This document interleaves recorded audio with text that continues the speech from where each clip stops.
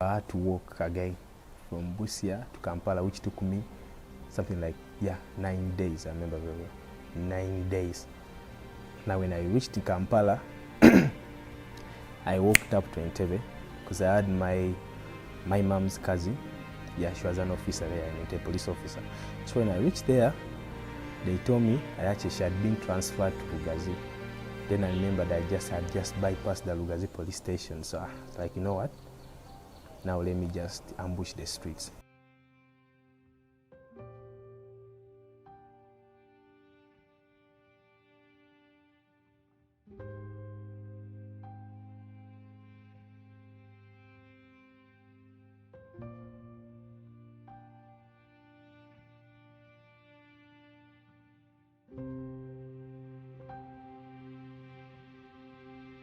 Now I was like, now it's time to ambush the streets now.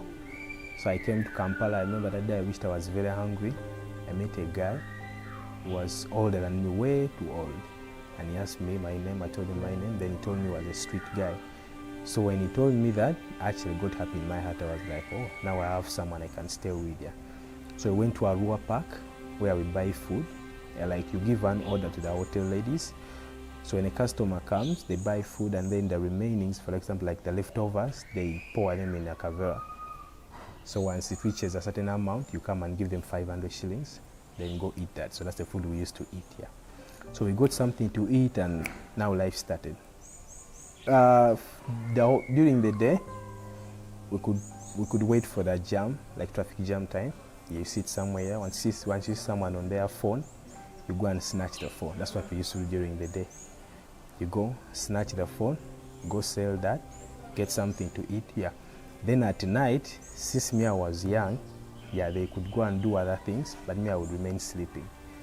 Yeah, I'll just go get something to smoke, then I sleep. I would sleep on Majestic Plaza.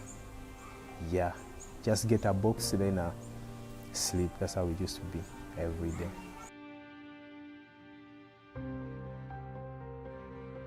This went on for 1.5 years. I was 13, making 14. So one day, one of the guys I was staying with, I got a job somewhere to work, and then when he reached there, he instead decided to steal those guys' car.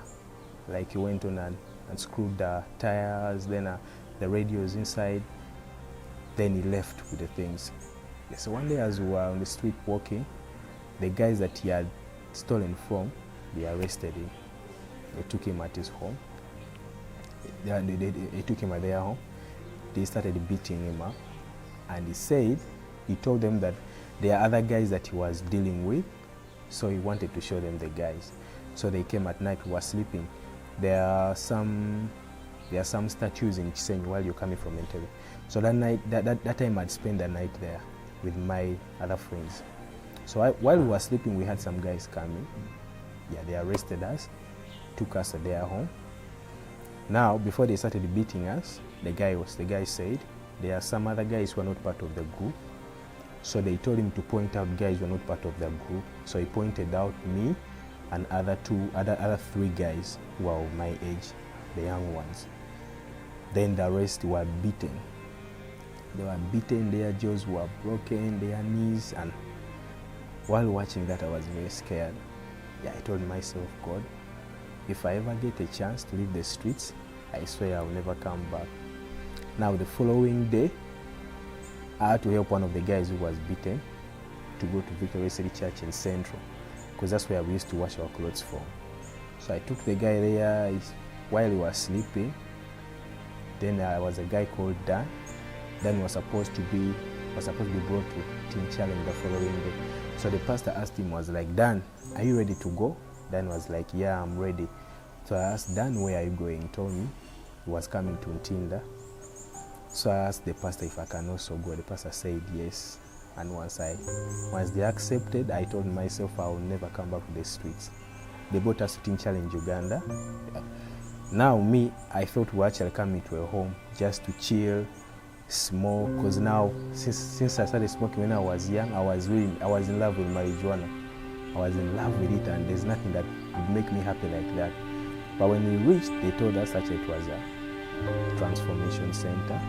and we had to leave everything that we were doing behind. At first I was hesitant, but then I remembered what happened in the streets. Say, you know what, I have to accept this. Yeah. So they told us this transformation center, drugs are not allowed, yeah, and many other stuff. So we accepted, we signed the contract, and we joined the program.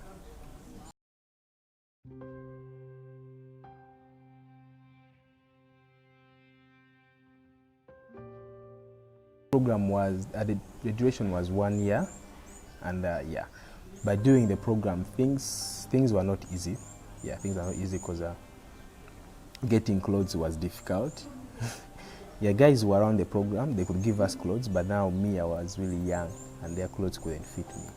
So clothes, and then sometimes we would feel lonely because during the weekends and other days, people could get visitors from their families, friends, and me, I had no one to visit me. So yeah, this left me lonely most of the times. But then as time kept on going, I remembered that I was actually different from most of the guys. So I had to embrace the fact that I was different from them. And that's what helped me to go through the program. It's what has kept me moving up to now. First of all, the love that the people showed me, most especially the staff members and the students. I'd never experienced that love in 3 years. Yeah, like I'd never experienced that love ever since my mom had died. And the way the people treated me, it was so different, to the extent that I didn't want to go away from those people. Because I knew if I was to leave, I would have never gotten anyone who would love me like them. And then the church, Victoria City Church, like I'd heard many things about churches. People would speak evil things about churches, and like I found a different picture to VCC. People prayed for me, people always encouraged me, like everything was different, and in my mind I didn't want to go away from such an environment, such a community. So those are the things that kept me moving. Yeah, I felt at home.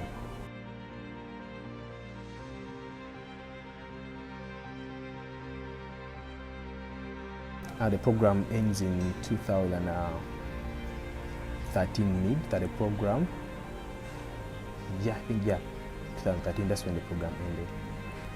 So after the program, immediately, they got me some teachers. During the program, I got some family. I got a family, actually not some, but a family. Yeah, I got an amazing family in the US, Terry and Kim. Yeah, so people showed me love, they showed me support, and they took me back to school. Yeah, paid for my fee. So after the program, immediately after the program, I went to P7. Yeah, they got me teachers.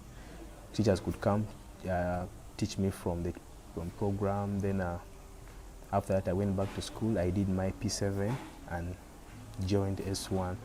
So I've been moving up to now. I'm currently in senior 6. I was supposed to do senior 6 this year, but due to COVID, yeah, it was postponed to next year.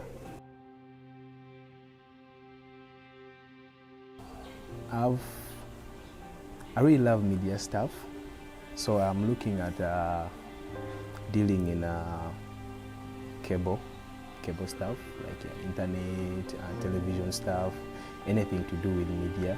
Those are the things I'm looking up to, and I've set my eyes on sound engineering. I want to major in that. Yeah, so it can help me run all the stuff I want to do.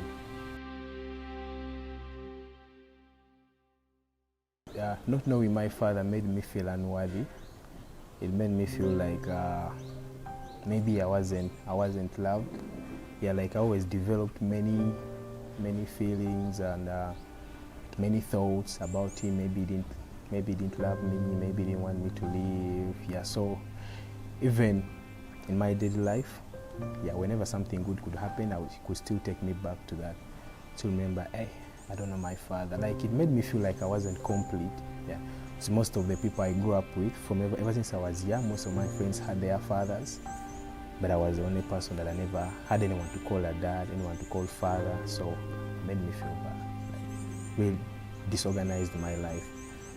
Yeah, even when my mom was alive, however much she treated me well, gave me whatever I wanted, but still, not knowing my father affected me emotionally, mentally, even my performance in school sometimes, because kids could make fun of me. I remember when I was like 8, one kid told me that mama oya kuenda bwenzi. Yeah, means I'm a bastard. So yeah, those are the things that will always touch me. What I would tell someone who is going through what I was through is that things can change, but things usually change if you want them to change. So if there is anything that is bothering you or anything that is putting you down, as long as you want it to change, it will change. I came to the program with many guys. When we left the street, I came with something like 5 people that I was with, and I don't know where most of them are. After the program still, they helped us to go back to school. We were like 6 or 4 of us, and I was the only one that managed to finish P7 and then continue. So anything, as long as you're willing for it to change, it will change. Foundation of my life is God, because I know without God, I wouldn't have reached where I am. Without God, I would have been like most of my friends who were killed on the streets, most of them who died in mob justice. Without God, I wouldn't have gone back to school. So my life, my foundation is all built on God. Without God, I'm nothing.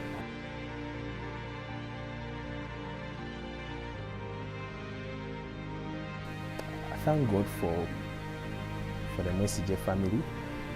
That's Darcy Mwesije, Stella Mwesije. This is a family that believed in me. Yeah, they always push me to to do best things, do good things. And this is a family that sees greatness in me, and I'm grateful to this family. I want to thank God for Terry and Down May. It's a family that also believed in me from day one. They, like my father and mother. Yeah, I want to thank God for Kimberly. Yeah, those people that adopted me and people who have taken me back to school, people who have paid a lot of money for me to reach where I am, and